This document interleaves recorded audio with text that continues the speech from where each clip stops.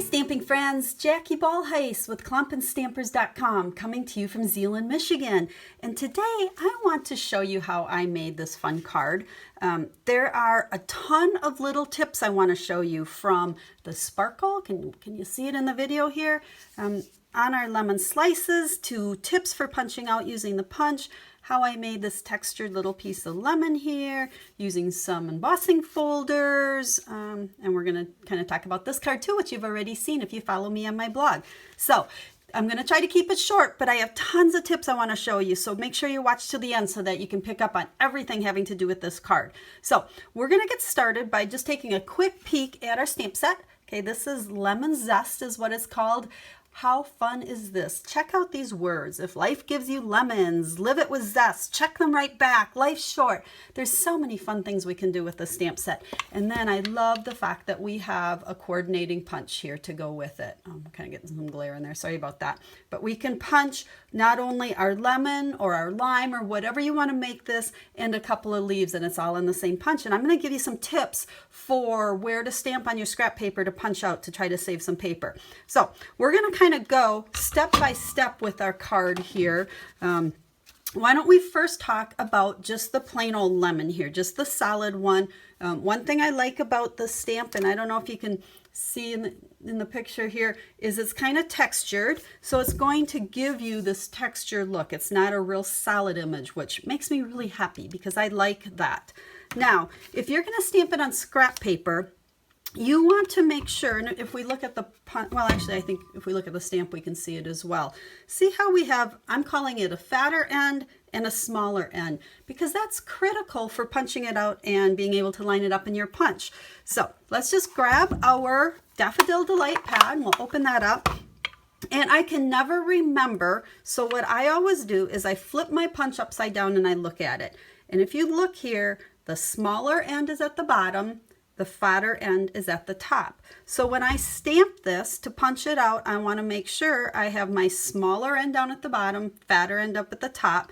And also, because it is on the right hand side, okay, when I'm upside down, okay, the right hand side of my punch, I want to always stamp towards the left hand side of my cardstock. Think opposites here.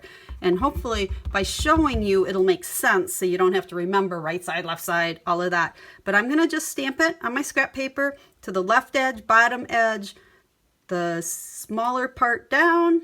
Okay, there's our lemon. Now, the reason we did it that way is I can easily now, let's do it this way so we can see here. We'll slide this in our punch, and you can see how we can line it up. And we're going to get it right where we want it. So I have the smaller end down here, bigger end up there, and we can punch. And I had minimal scraps. You can just see the couple of little pieces because of it being on the left-hand side. Now, just for comparison, to try to make this make sense, so you don't have to really think about it, but if, let's say this was a full piece of scrap paper here, full piece of scrap papers or anything, that was kind of silly. But anyhow, if this was all filled in and I stamped on the right side, now when I go to line this up, and I line it up the same way, okay, and again, we have the smaller down, the bigger on the top. Look at how much waste. I have a lot more waste because I have all of this punching. Now we're going to do it with the leaves too, and hopefully then it'll make total sense with you. So that's how we punch out our whole lemon pieces. And on our card here, then I just stamped in black, if life gives you lemons, right on top of that after I punched it out. So let's take a peek at the leaves. For our leaves, we're using Lemon Lime Twist. Oh my goodness, do I love this color. I think I'm going to use this until the pad's dry probably, because what a lovely, lovely color. Now, in our stamp set, we have two different leaves. One has a stem on it, one does not. Honestly, in all the cards I've done, it really doesn't matter whether there's a stem or not, because I haven't shown much of the stem. But we got the same principle going on here. Let's do the stem one first. Because it's over here on the left, okay, and this is kind of opposite of the big one, is we want to stamp, if I'm going to do 3 of them, I stamped them in a row, okay, and I kind of tilted them to the left, because if we look at our punch, it's tilting to the left.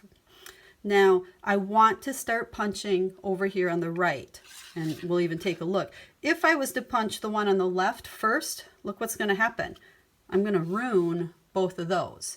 But if I punch over here and we start on the right, I can punch this one. Okay, I didn't really waste much cardstock. I can move over. I can punch the second one, and then I can move over. Sorry, I think I kind of went out of the view of the camera there. And then do number 3. And then on my strip, I was able to stamp and punch all 3 of those. Same thing goes with the other leaf. Again, because it is on the left side, if we're going to do a row of them, we always want to start over on this right side for minimal waste. So I stamped, okay, and I could keep punching here. I'm not going to punch them all, but again, we'll just show you. If I was to punch the one over here on the left first, I totally ruined the other ones. So I hope that helps you figure out where to stamp on your scrap paper when you're stamping to punching. So just be very aware of where those shapes are in there, and then figure out where on your paper to stamp them to punch them for minimal waste. So let's take a peek at our card again. We have our whole lemon here with our leaves, which we've just punched out. What I want to show you next is how I stamped the lemon slices. Because you can see, if you look close, it's a little bit darker on the outside. I figure the rind or the skin of the lemon's a little bit darker, and it just gives me a little bit more depth and texture in my card. Here is one that I've already stamped, but I'll stamp another just to show you. Again, we're going to grab Daffodil Delight, and I have my Daffodil Delight marker. So I'm going to ink this up.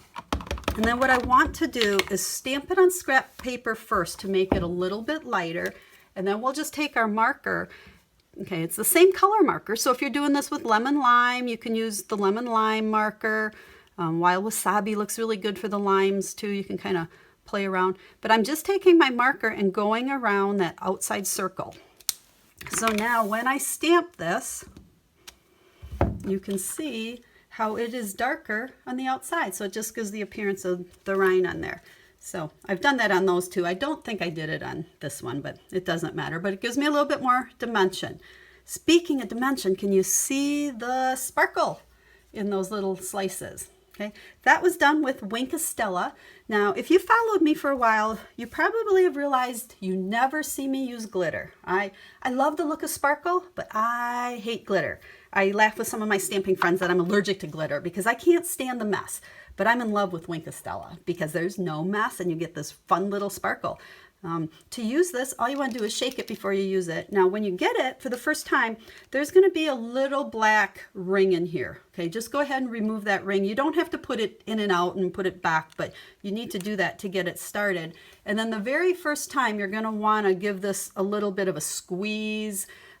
You're going to get it flowing through the paintbrush. If you've used an aqua painter, this really is just like using an aqua painter. Everything's in here and it just has that nice sparkle. And all you have to do is paint. We'll get it going. Let's see. This one's probably getting close to dry on me. We'll squeeze it. If you don't have enough coming out, give it a little squeeze. And then I just painted right over my slices.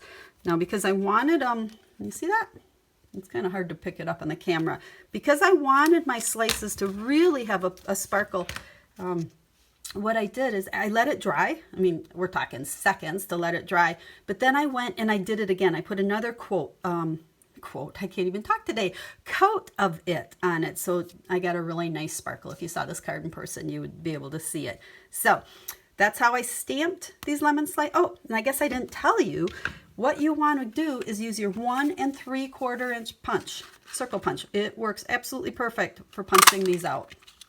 So there's our nice little lemon slice. If you want a half a slice, which kind of looks cute like I did on the lime here, once I punched it out, I just took my paper cutter and cut it. Or you can take your scissors, doesn't matter. So one other thing I want to show you on here. Can you see the texture in my lemon slice piece here, which is really supposed to be the rind? And you can also see it on this card. Okay, I punched out of wild wasabi, the full one, to make a lime, but it's got all these dimples in it, which to me, when I see lemons and limes, you know, that skin has these little dimples and it's kind of textured. So let me show you how I did that. Okay, I've grabbed my Big Shot and I have 2 pieces punched out. This is Daffodil Delight. And I have the full-size lemon, and then I just have a 1 3/4 inch circle. But what I did is I embossed them using the Softly Fallen embossing folder. Now, if you're familiar with this one, there's a lot of dots, really thick and heavy here, and then they kind of get less and less as we go down it. When I placed these in here, I made sure I put them at this end because I want maximum dots or dimples on my cardstock. Now, before I run it through the Big Shot, I want to show you a little tip. You know how your plates get always so cut up and bowed and kind of yucky, and we have to keep replacing them? I have 2 plates, and you can see it looks brand stinking new. There's no cut marks or anything in it. I use these just for embossing with the embossing folders because it keeps them nice and flat. Okay, so I can put them between the 2 plates, and now I can run this through the embossing folder, but I don't have to worry about them bending or anything, so I never cut on these. They're just for my embossing folders. So let's go ahead and run this through the Big Shot. And there we go. You can see our 2 pieces, and they have all our texture and dimples on them. Now, what you're going to want to do when you use these is use what we would probably think of as the back side. Okay, all my little dimples and dots are going down into the cardstock. They're not raised up. So that's how we're going to want to use it. And then just to kind of highlight it and really bring out some of that texture, I'm just taking a stamping sponge. I take mine and cut them into like 4 or 6 pieces.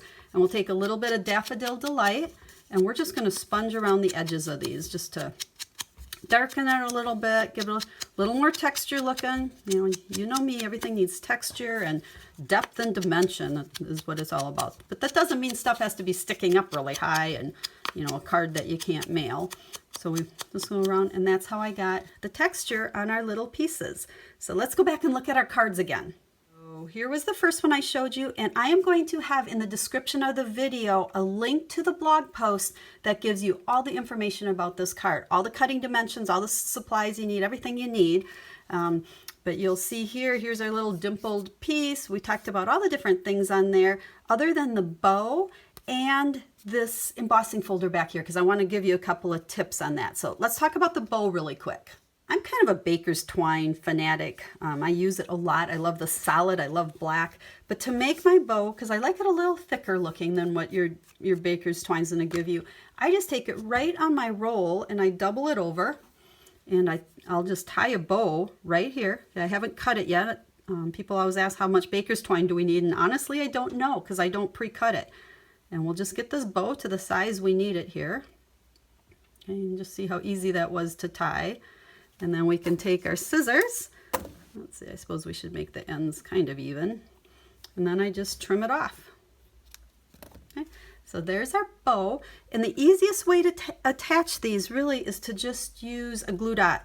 And see the little glue dot right there? I can stick this right on there, press it down, and when I pick it up, the glue dot should come off on the back, and it sticks onto your card, and it holds wonderfully. You don't ever have to worry about it coming off, so I just stick it on there. I did the same thing. This is the Lemon Lime Ombre ribbon, which is gorgeous. Same thing. I made my bow, and then I stuck it down with a glue dot. So the last thing I want to show you is this embossing folder. It's called Layered Leaves, and it's a little bit different than what you might be used to. So this folder is called a Dynamic Duo, I believe they call it. I can't get used to all these new terms. But if you can see, it is way thick. It's a lot thicker than a normal folder, but that's really neat because it gives you a lot more texture, a lot deeper impression in it. So the one thing I do, even though if you look at my card, my layer here, I believe this is 3 3/4 by 5. Again, it'll be in the blog post. But I generally start out with a bigger piece, just a 1/4 size piece of cardstock. And I emboss that, and then I trim it down to the size I need. Now, the reason I do that is because it always shrinks a little bit, especially the deeper and the more embossing that there is on a piece of cardstock, it's going to shrink a little bit, and then my sizes get all kind of wacky. So I use a full size. But the thing with these dynamic duo folders is when you use them in your Big Shot, okay, we're going to use our Big Shot platform, just like we're used to, but we only use one of the cutting plates. So I would put this right on the platform, this on top, and then run it through the Big Shot. And I'm not going to do that for you now, but I just wanted to make the point of with these thick folders, you only need one plate, not 2 of them. So I hope you've enjoyed the video today. Lots of tips in there for using the Lemon Zest bundle. Remember, if you purchase it in a bundle, the punch and the stamp set, you save 10%. I will at the end of the video have my blog address so that you can go there and place an order if you'd like. If you like the video and all the tips I shared, make sure you subscribe to my YouTube channel. And once again, in the blog post will be, or in the YouTube description, I'll have a link to the blog post so that you have all the details on this card. So if you have any questions at all about this card or anything stamping, make sure to let me know. Stampin' Up! Is my full-time job. I think I stamp 24/7, it seems like, and I am here to help you with all your stamping needs. So let me know what I can do for you. So thanks. Have a stamp happy day.